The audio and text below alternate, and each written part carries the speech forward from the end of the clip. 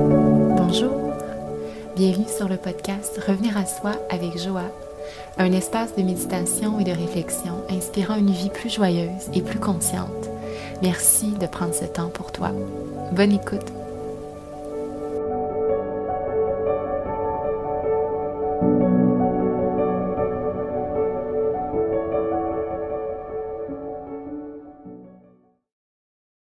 Allô, c'est Joa.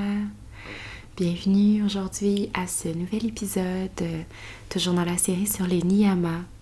Aujourd'hui, je t'invite dans une réflexion méditative autour du sujet de la discipline personnelle, qui est le 3e niyama, le tapas. Donc, j'en ai parlé plus en détail dans l'épisode sur les niyamas où je présentais les 5. Et celui-ci, c'en est un particulier parce que pour moi aussi, c'est un challenge. La discipline, être capable de garder quelque chose dans le temps et de maintenir des efforts avec constance. Mais je trouve que de faire des efforts conscients en regard à une discipline plus soutenue peut vraiment faire des changements. J'y crois vraiment. J'ai vu une amélioration de mon côté à travers les dernières années, tout récemment. Même le fait pour moi de continuer ce projet de podcast, c'est un effort de discipline. Je dis un effort, c'est surtout aussi pour le plaisir, mais il y a quand même toutes les actions en arrière de préparer le contenu, d'enregistrer les épisodes, de trouver le temps, de faire du temps. Parce que j'y crois et parce que je suis convaincue que ça peut servir, ben c'est ça qui fait en sorte que j'ai envie de mettre les efforts pour poursuivre ce projet. Et tout aussi longtemps que j'y croirai et que j'aurai envie et que j'aurai du plaisir à le faire, alors je vais continuer à rendre ceci disponible. Mais donc, merci d'être là aujourd'hui. Bienvenue dans cet espace, dans ton espace, pour revenir à toi. Ça me fait vraiment plaisir de savoir que tu es là aujourd'hui à l'écoute, que tu prends du temps dans ta journée pour toi-même. Donc, merci d'être là pour toi. Pour prendre le temps de s'installer, pour arriver dans son espace, je vais donner quelques instants pour peut-être connecter à ta respiration. Si c'est possible, tu peux fermer les yeux et juste prendre un moment pour élargir la conscience de ton être dans l'ensemble de ton corps. Comme si tu pouvais amener de ton attention dans les pieds, dans les jambes, dans l'ensemble de tes hanches et de ton bassin.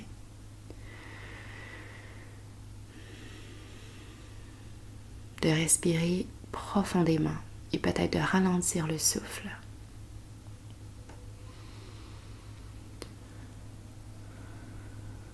Ressentir cette présence, tout ce que tu habites dans ce véhicule corporel, dans le ventre, le thorax, tes épaules.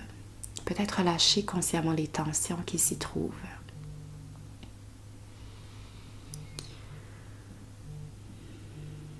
Une respiration douce. Juste la douceur que l'on s'octroie, de la présence, de la bienveillance. Jusqu'au bout des doigts. Et sur la prochaine inspiration, en menant ton attention dans l'espace de la tête, de la boîte crânienne. Sentir que tu peux créer de la place, de la clarté. Inspire ici sur l'expiration, sens que tu peux laisser aller dans l'ensemble de ton corps tout ce qui ne te sert plus.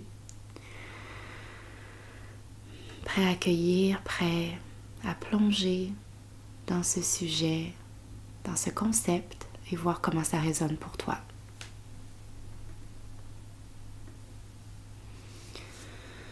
Alors, bienvenue. Tapas, pas les entrées espagnoles, non, l'effort d'engagement envers soi-même. Et En fait, je préfère le terme, l'effort d'engagement, plus que discipline. Je trouve que le mot discipline peut avoir une connotation. Peut-être qu'on a un rapport différent ou peut-être sensible avec le mot discipline parce que ça peut aussi, dans la langue française, avoir une connotation avec l'autorité. Quand on avait nos profs au secondaire qui disaient « Moi, j'aime pas ça, faire de la discipline », c'était péjoratif, ça semblait lourd. On n'est pas de ce côté-là, de la discipline. On est plus sur, justement, avoir l'autodiscipline, d'être capable de un peu, je dirais, s'engager et se concentrer avec discipline sur son objectif. Et c'est intéressant parce que je lisais récemment un livre qui parle en fait de plein de choses super intéressantes que mon chum m'a offert pour nos 8 ans, notre anniversaire de 8 ans de couple. Et c'est un livre que lui aussi est en train de lire. Et hier soir, j'ai highlighté un passage et j'avais juste envie de te le lire parce que je savais qu'aujourd'hui, j'avais envie d'enregistrer cet épisode. Donc, je te le lis, ça va comme suit. La poursuite d'objectifs à long terme requiert également la capacité de prioriser des actions dont les bénéfices ne seront générés que plus tard, au détriment d'actions qui promettent une récompense immédiate. Et ça, pour moi, quand je l'ai lu, je me disais, mais c'est ça en fait, cet effort de discipline, c'est de se dire que même si j'ai des gains ou du plaisir à court terme, si mon objectif est plus à long terme, est-ce que je suis capable d'honorer et de me discipliner, de faire un effort envers l'engagement que j'ai pris envers moi-même?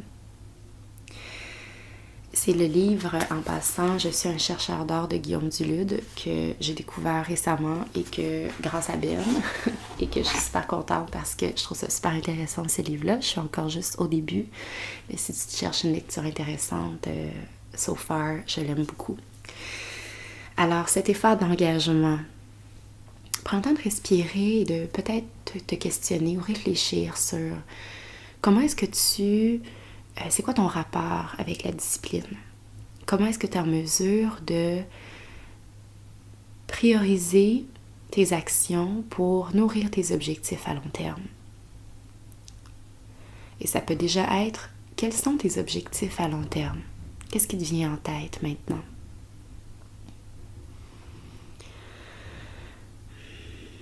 Vois ce qui émerge, vois ce qui arrive. Et je pense aussi que l'effort de discipline, c'est quelque chose qui peut se pratiquer avec, et ça peut être abordé avec un esprit joueur. Et c'est un peu ma manière de faire les choses. J'avais parlé dans l'épisode sur les niyamas que j'avais fait un défi de haïku, d'écrire un poème par jour pendant 30 jours pour mes 30 ans, au mois de juin. Et ça, pour moi, c'était un effort d'engagement, mais c'était aussi un petit défi.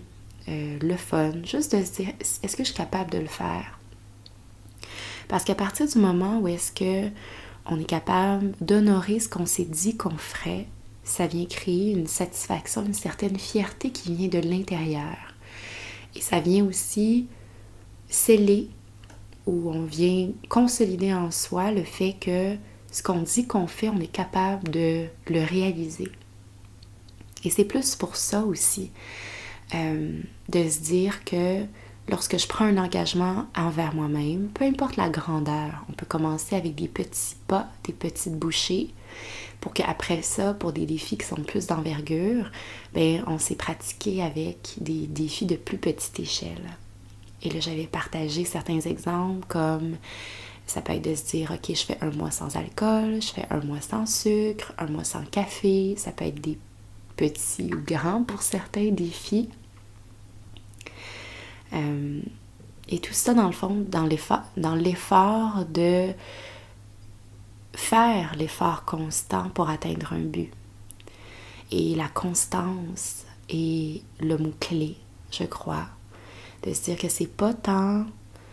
en tant qu'humain, des fois, on a l'idée de grandeur, de se dire j'ai donc bien hâte d'arriver à mon but, et là, la marche est très haute, mais on oublie que pour s'y rendre, c'est vraiment l'affaire de petits pas cumuler, l'effet cumulé. Hein. Il y a des livres qui sont écrits là-dessus. Comment changer des habitudes, comment le fait de changer des petits détails au quotidien, dans cet effort d'engagement ou de discipline peut avoir un impact sur le long terme et façonner notre futur de la manière dont on le souhaite. Et dans le contexte de lorsqu'on revient à soi et qu'on se pose vraiment la question, qu'est-ce que j'ai envie?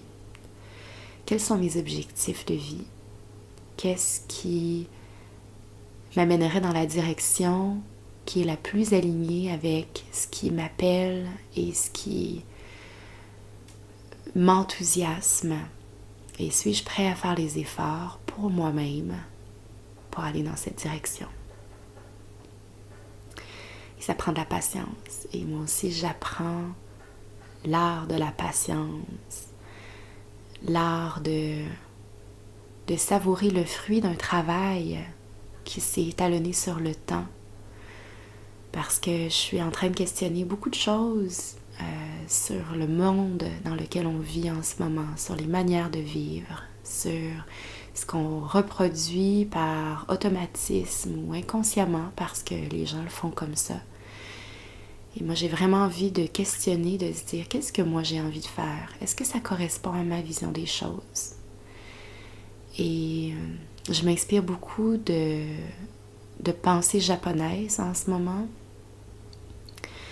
de concepts japonais, de lecture par des auteurs aussi qui connaissent la culture japonaise, et je constate comment notre manière de vivre ici en Occident, notre rapport au travail, à la vie, c'est tellement une bulle.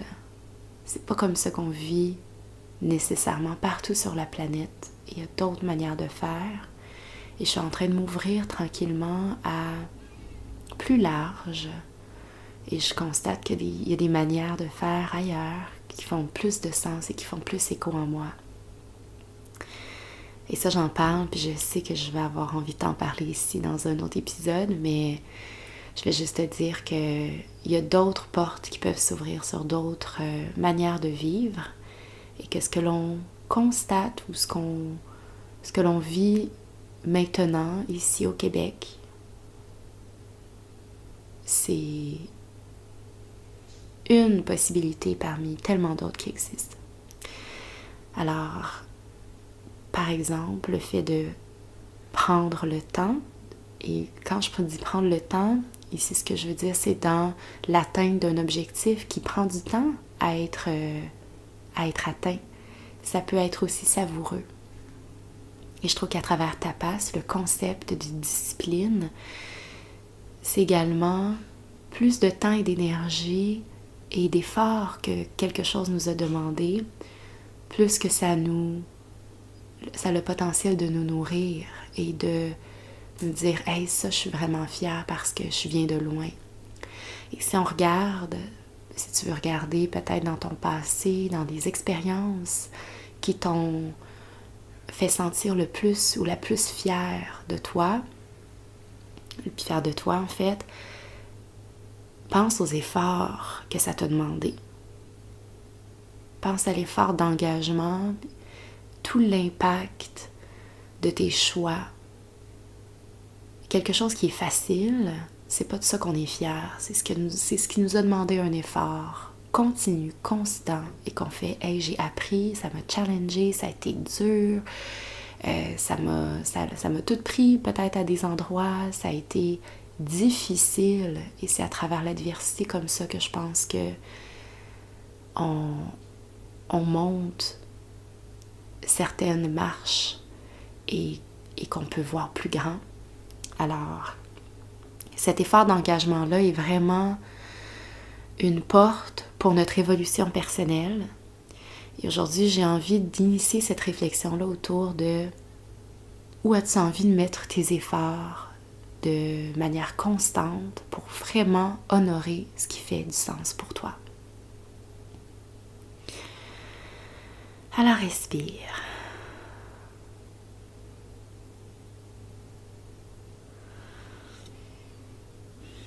Tu peux dire et voir à l'intérieur de toi où vient cette force, ce courage, lorsqu'on a un objectif qui nous enthousiasme et qui nous énergise. Est-ce qu'on est capable d'honorer nos engagements envers nous-mêmes pour l'atteindre? Et comment je peux aller chercher en moi l'énergie nécessaire pour me ramener back on track, sur ma voie, de calmer les distractions tout autour. Une fois qu'on a un portrait clair d'un objectif, prends le temps de respirer, de voir à l'intérieur de toi d'où part cette énergie d'action. Où est le levier en toi pour dire « Je veux atteindre cet objectif, c'est important pour moi, je le valorise et je vais le faire. »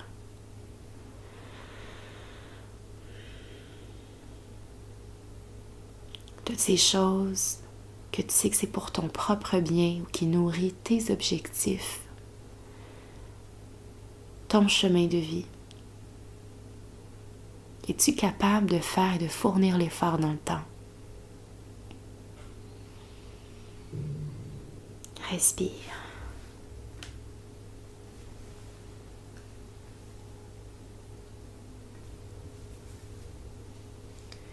Et ici, à travers cette réflexion, on veut juste créer le chemin en soi pour se dire « Je canalise ma force, mon courage et mon énergie pour continuer à avancer vers mes objectifs à long terme. » Et toute cette force que je suis capable d'aller chercher en moi lorsque tu respires et que tout ton être est comme « Oui, c'est ça qui fait du sens pour moi, c'est ça que je veux atteindre et réaliser. » Alors tous les bénéfices à court terme ou la satisfaction à court terme qui viendraient faire écran à l'atteinte de cet objectif-là, on est en mesure de les tasser parce que c'est pas ça. C'est pas ça qui nous nourrit véritablement et ultimement ça vient faire écran à l'atteinte de ce qui est important pour soi.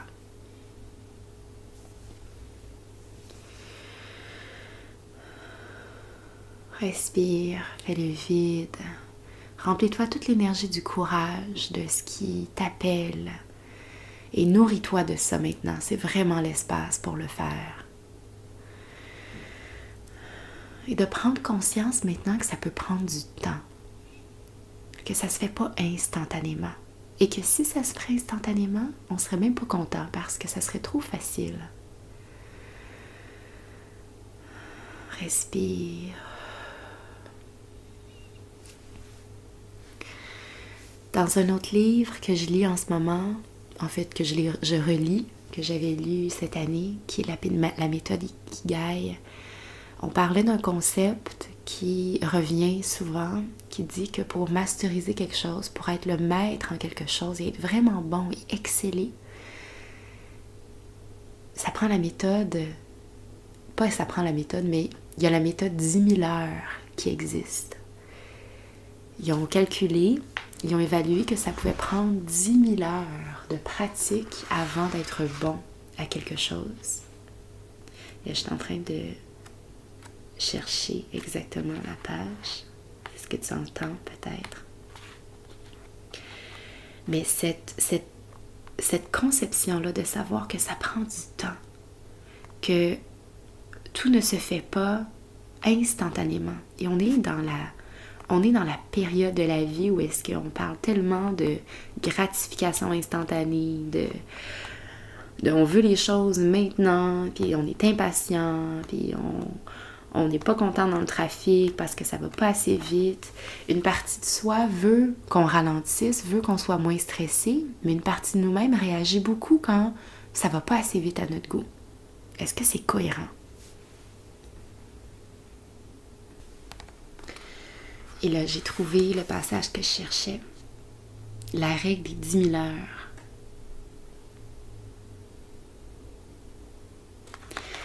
Ce que ça vient évoquer, en fait, c'est que 10 000 heures d'entraînement peuvent amener vers des réussites notoires, mais ça prend du temps. Et nous, on voit souvent la finalité, la personne où est-ce qu'elle est aujourd'hui sans savoir tout le travail qu'elle a mis en arrière pour arriver là.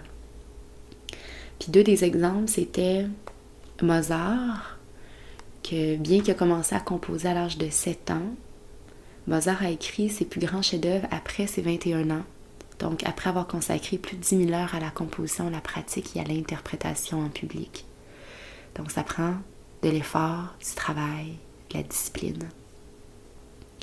Même chose pour les Beatles. Donc, eux aussi ont eu besoin de 10 000 heures pour toucher du doigt le succès. C'est en août 1960 et en décembre 1962 qu'ils ont intensifié leur pratique et perfectionné leur musique en jouant régulièrement. Et ça a pris du temps.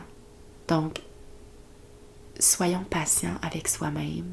Soyons prêts à mettre les efforts si c'est quelque chose qui nous appelle et qui crée du sens dans notre vie et que notre appel de vie est là. Si c'est ton objectif. Ça peut être aussi juste j'ai envie d'économiser pour acheter une maison ou j'ai envie de faire les efforts pour être en santé. Qu'est-ce que je peux faire pour, à court terme, couper ces petits éléments-là en petites bouchées et justement être capable de garder mon focus sur ces objectifs-là, même si certaines tentations arrivent en cours de route. Donc, il y a ça, l'aspect de tapas et de se dire si c'est quelque chose comme un art, une création, une pratique personnelle que tu veux pratiquer et devenir bon, ben l'exemple de Mozart et de Beatles sont des bons exemples. Puis même pour moi, j'ai envie de partager que peut-être que tu sais ou peut-être que tu sais pas, mais je fais du hula hoop. Puis je fais du hula hoop. Pour moi, c'est une pratique méditative. J'écoute la musique, je me laisse flower sur la musique. C'est toujours du freestyle. Mais pour arriver à faire du hula hoop, ça m'a pris... écoute, j'ai pratiqué tellement longtemps, souvent. J'ai reçu mon hula hoop, ses oreilles, dans les yeux, ça fait mal, ça rebondit. D'ailleurs, un hula hoop dans les yeux, ça fait vraiment mal.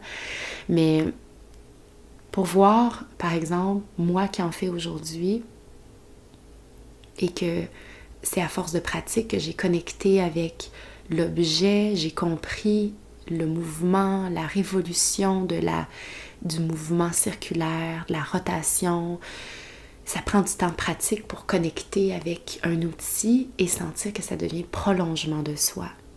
Et tous les efforts valent la peine pour arriver à cet état de symbiose, que ce soit avec un outil, avec la danse, avec un instrument, avec peu importe ce qui t'appelle, ça vaut la peine de mettre des efforts si c'est là que ton âme est appelée. Alors maintenant, passons dans le volet méditatif, plus pour t'approprier ce concept. Donc installe-toi, respire, prends une grande inspiration par ton nez, expire par la bouche, laisse aller complètement.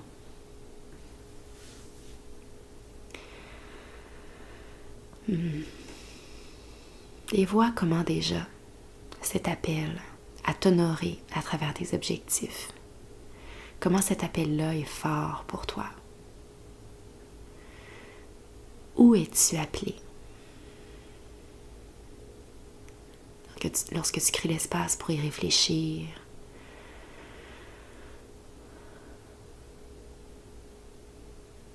est-ce que tu vois certains comportements qui sont non ou contre-productifs par rapport à ces objectifs, des distractions, des tentations, que tu peux identifier, sachant qu'ils sont là, tu peux y faire attention.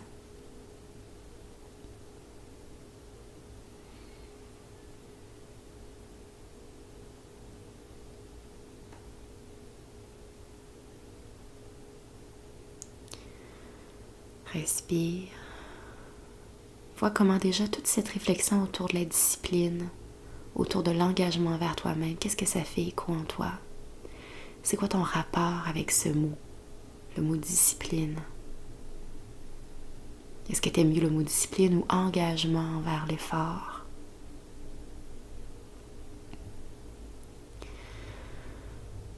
Et qu'est-ce que tout ceci t'inspire à essayer? une direction, un objectif, un grand saut. Et de se dire, hey, j'ai envie de mettre les efforts nécessaires pour m'exercer à revenir à moi, à mes objectifs et à nourrir cette voie.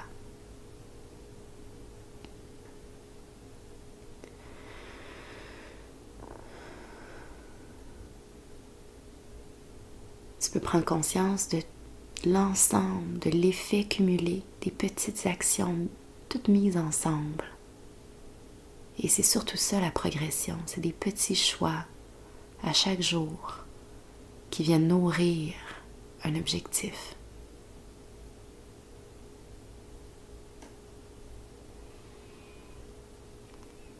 Quelles sont les habitudes dans ta vie en ce moment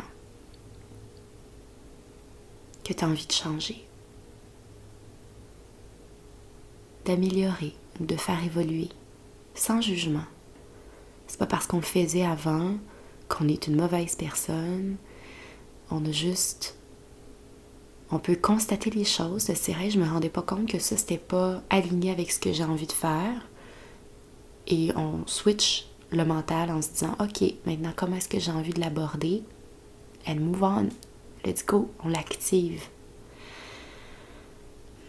Parce que ces choix-là qu'on fait pour soi, prends le temps de respirer et de voir comment l'ensemble de ton être est content. L'ensemble de ton être est en joie, de se dire que je bouge et que l'effort et que l'énergie déployée ira dans une direction qui t'appelle et qui fait du sens pour toi.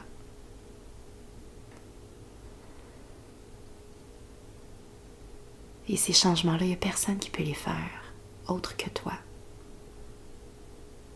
Reprends tout ce pouvoir-là. Moi aussi, j'en ai des distractions. Moi aussi, j'ai des tentations. Le temps, prendre le temps. La discipline, c'est ça aussi. Faire du temps pour ce qui te nourrit véritablement. Et de voir où sont les sources de perte de temps. Moi, quand je réfléchis à ça, je suis comme, ok, quand je pars sur mon cellulaire puis que je me perds dans les méandres des réseaux sociaux, ce que je déteste faire, mais que je fais pareil, parce que je suis humaine aussi. Mais je me sens plus consciente maintenant parce que j'ai tellement de projets, d'éléments pour moi qui sont plus nourrissants que je me dis, est-ce que c'est vraiment là que tu as envie de passer ton temps? Est-ce que c'est vraiment ça que tu veux? Puis des fois, quand je me pose la question, véritablement, c'est comme, ben non. Fait que je vais aller faire autre chose. Fait que là, j'ouvre un livre, je vais écrire, je vais faire tout ce qui est dans mon arbre de projets qui font du sens pour moi.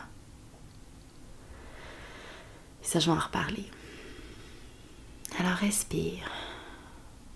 Vois que tu as la force et le courage et toute cette énergie-là en toi qui pétille et qui a envie d'être investie à quelque part, qui fait du sens, qui est ta valeur ajoutée pour toi. Comme si tu pouvais cartographier à l'intérieur de toi d'où vient cet effort de volonté. Même répéter mentalement. J'ai la volonté de réaliser ce qui est bon pour moi. J'ai la volonté de réaliser ce qui est bon pour moi.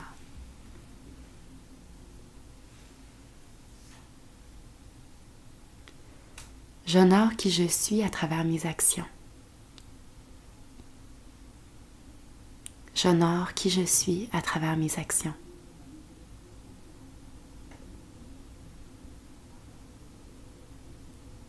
Je suis capable d'atteindre mes buts. Je suis capable d'atteindre mes buts. Je suis sur la voie de réaliser mes rêves. Je suis sur la voie de réaliser mes rêves.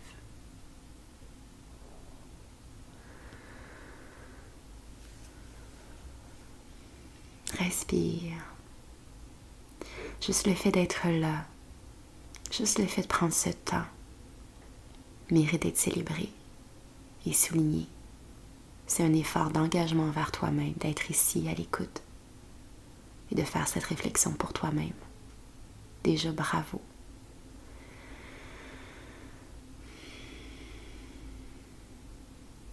Perçois comment l'engagement envers soi-même est le plus beau cadeau à s'offrir. On peut être engagé aussi envers l'autre, on peut s'engager dans plein de choses, dans la vie, dans le monde, mais ultimement, c'est ce que l'on choisit. Cet engagement pour nourrir ses buts, ses objectifs et ses rêves. Et tout ça se mélange parce que si ton rêve, c'est de faire de la musique, et que toi, que tu te pratiques à faire de la musique, tu viendras nourrir d'autres personnes, partager de ton essence, de ton don, et faire du bien autour de toi. Donc ça, t'es une personne qui a peur de paraître égoïste parce que tu t'engages vers tes objectifs. Il n'y a rien d'égoïste là-dedans. Parce que toi qui te vis pleinement, de manière vibrante et qui répand la joie dans ce que tu fais, a un impact indéniable sur ton entourage et sur les gens. Toi, en étant la personne alignée, heureuse, brillante que tu es, juste le fait d'être en adéquation avec ton highest self, avec la meilleure version de toi-même, tu crées du beau et du bon autour de toi. Et cet effort d'engagement vers soi-même, de volonté, de courage d'agir et de discipline, c'est comme cette goutte d'eau qui, à force de tomber au même endroit, à travers le temps, avec patience, peut façonner un rocher.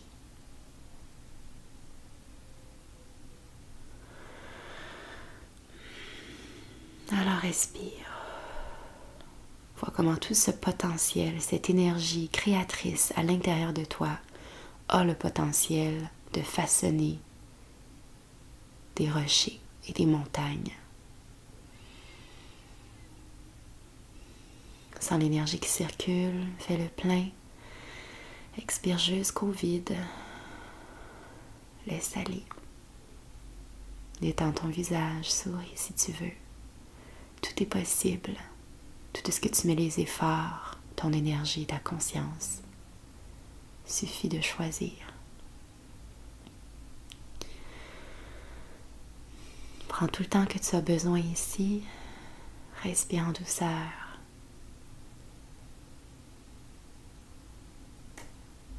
Merci de tout cœur d'avoir été ici avec moi aujourd'hui.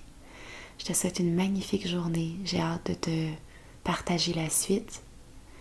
N'hésite pas à venir m'en parler, m'écrire, partager l'épisode si tu sens que ça peut être utile.